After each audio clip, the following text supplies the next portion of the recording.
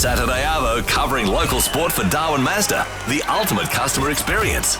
This is the Sideline View on Mix 104.9. It's the Sideline View on Mix 104.9. Now, this guest needs no introduction. Gold medalist from the 2000 Sydney Olympics and all-round legend, Cathy Freeman. Thank you. It's so good. No, it's great to have you in the studio here in Darwin. It's great to have you in Darwin too. And it's great to see you've brought your family fan club who reside out in Palmerston. Great to see all the kids in here and seeing Auntie Cathy. Thank you. Yeah, no, it's wonderful to catch up with family and get back up here again. Absolutely. Yeah. So why do you find yourself up in Darwin this time around? Yeah, recently there was a Beck Forest organised No Woman Left Behind conference. It's third year in a row. So I was lucky enough, privileged enough to be part of a Q&A on stage and contribute to this day-long conference, all geared towards empowering women and 350 women and some inspirational keynote speakers and young people all the way up to our, aunties. And no, it was fantastic. It's so enriching, so enriching. I always leave the top end going back to Melbourne feeling a different person. It's so good. It does have that I find when you go out to community, especially out in, I've been living out in East Arnhem Land and stuff, and when I find that I go out there and you come back and it's just, you feel like a different person. Totally. And people see it too, which is interesting. Yeah, absolutely. Yeah. Hey, it's been in the news the last few weeks, but Brisbane has made a bid to host the 2032 Olympic Games, and you're at the forefront of it. I don't know, forefront, maybe. Yeah, I'm definitely a voice in there, and I like to think that there's there's influence there with my name and obviously the story, my story, and it's important, I think, from First Nations perspective to have someone like me in there as well. Yeah. And Coatsy is a great person. He's a great leader, amazing. One of this nation's greatest sports administrators for a very long time. He's been to at least 5 Olympics, so he's always got the lives of the athletes at heart first, which is powerful and really wonderful. So. But yeah, I'm really excited because I understand from a very intimate perspective the power of an Olympics. Yeah. And I only have to cast my mind back to the Sydney Olympics only 20 years ago. It's not that long ago. It's not that long ago. Just that unifying power that games can bring out in so many people worldwide as well. Yeah, absolutely.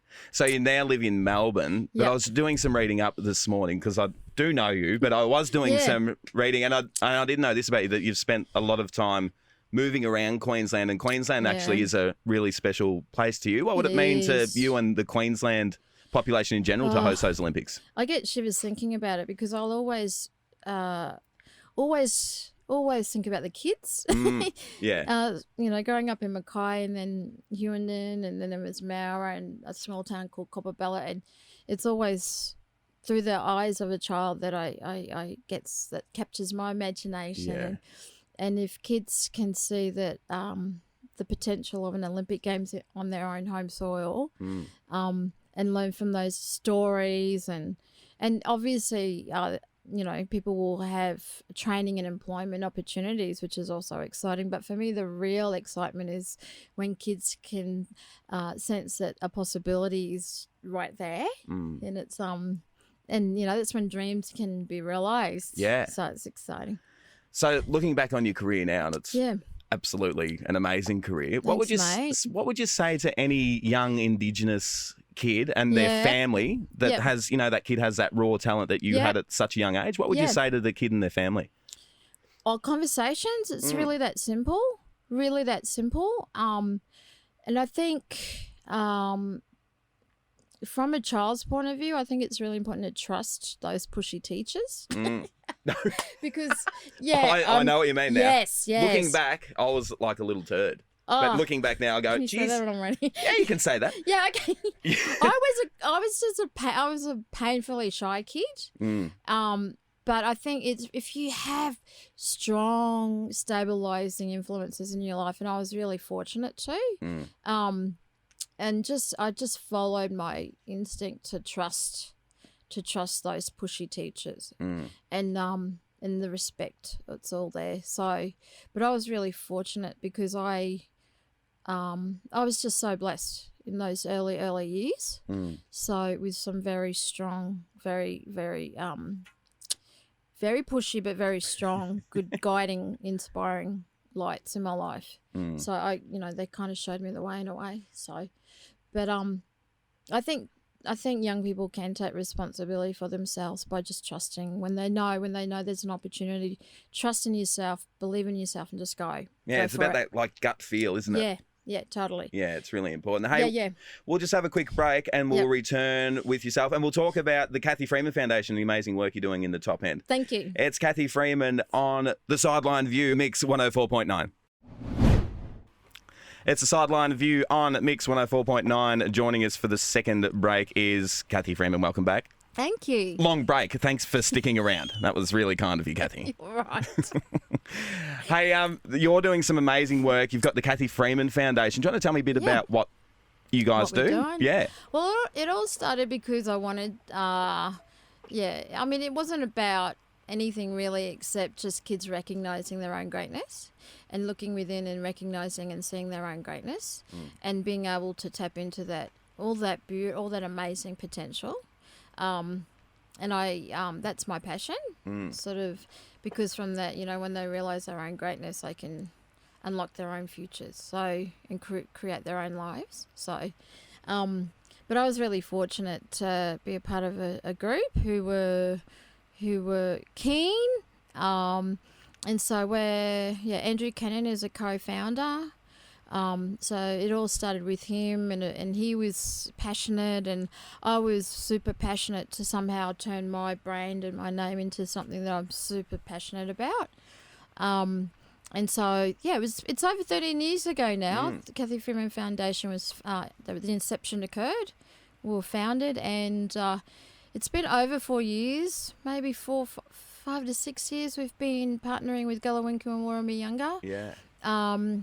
And it's such a privilege. It's an interesting, really life-enriching journey. It's not one you can really prepare for.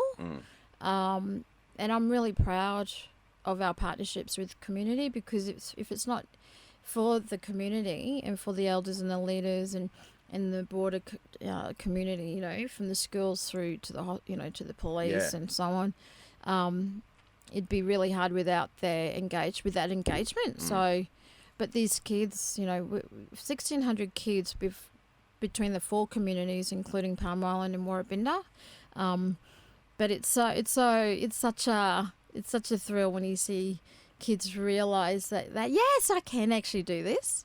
I can actually do this with support, with really strong support, and so it's a joy, an absolute joy. It has its challenges, administratively as well as just sort of on the ground. But life's meant to be interesting, and it's meant to keep you on your toes.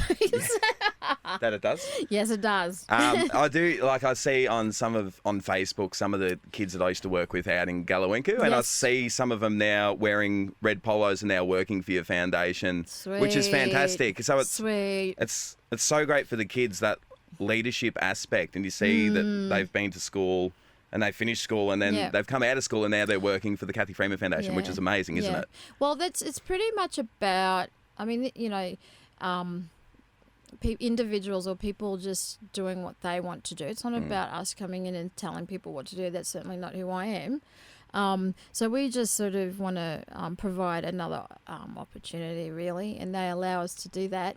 And it's wonderful because, if they can sort of build on their own capability, and I know it sounds like a cliche, and then go back home again and stay at home and give back.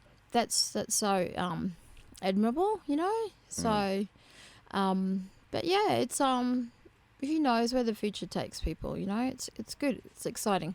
Before we wrap it up, Cathy, it was you and I went out for dinner last night, and it was we had fun. It was good fun. And thank you. You picked me up on the way into town, and Yes. you said you didn't tell me what car you were driving in, and it was dark, and I jumped into some random's car, didn't I? Thinking it was you. I wish I'd had that on film. But it wasn't. I thought we were supposed to meet at another car park. Yeah. Anyway, that's okay. This poor gentleman. You were here. He got Was the he fright of his all life. right? Yeah, he got the fright of his life. This big 6'4" unit with tats. Yeah. Going, Cathy, waving at him. Wait, Cathy. It wasn't. You weren't meant to lead a dull life, my friend. No, I wasn't. No. Cathy, thank you so much for joining us and jumping on the you. show. And Thank you'll have to you. let us know the next time you're up, and we'll Absolutely. do it all again. No, I really appreciate it. It's- So, and to anyone listening, you know, hi.